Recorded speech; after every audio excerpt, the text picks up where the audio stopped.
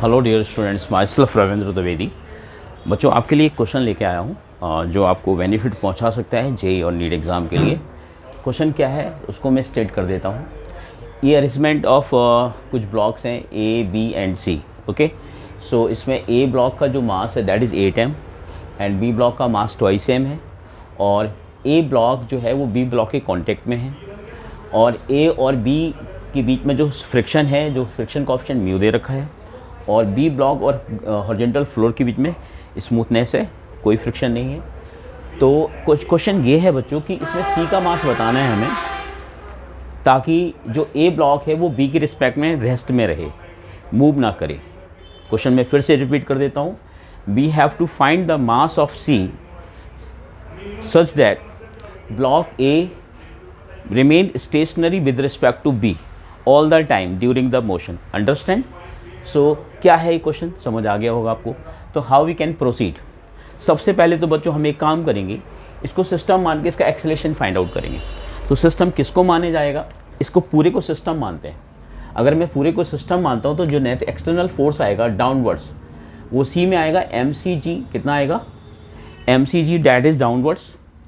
और जो फोर्सेज आएंगे, जैसे टेंशन आएगा that is internal force, tension is a internal force.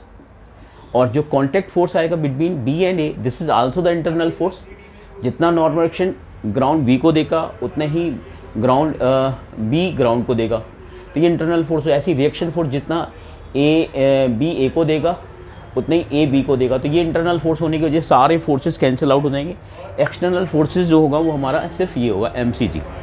तो इससे हमें ये एडवांटेज मिलेगा, मान लो सिस्टम का एक्सेशन ए साइड है, यानी ये नीचे जाएगा तो ये आगे जाएगा। ओके, तो net pulling force that will be mcg। तो mcg is equal to net mass is equal to mass of A plus mass of B यानी 10m plus mass of C mc into acceleration system is a, f is equal to ma। तो what is the acceleration of the system? mcg divide by 10m plus mc। This is the acceleration of system. With this acceleration, entire system will move in this direction, A and B, and C will move downwards. Okay. So now we have to find the condition. We have to write the condition so that A will remain with respect to B at rest. Okay.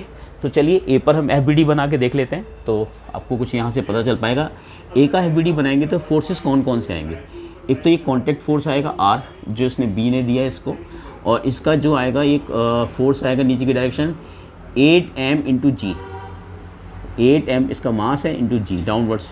और एक friction force आएगा mu n बोले तो यहाँ पे R है, तो ये फ्रिक्शन फोर्स हो गया Fr। ओके, और एक स्यूडो फोर्स आएगा इसमें। स्यूडो फोर्स कितना आएगा? Mass of A into acceleration system, तो ये कितना हो जाएगा 8m इंटू ए हम ऑलरेडी फाइंड कर चुके हैं।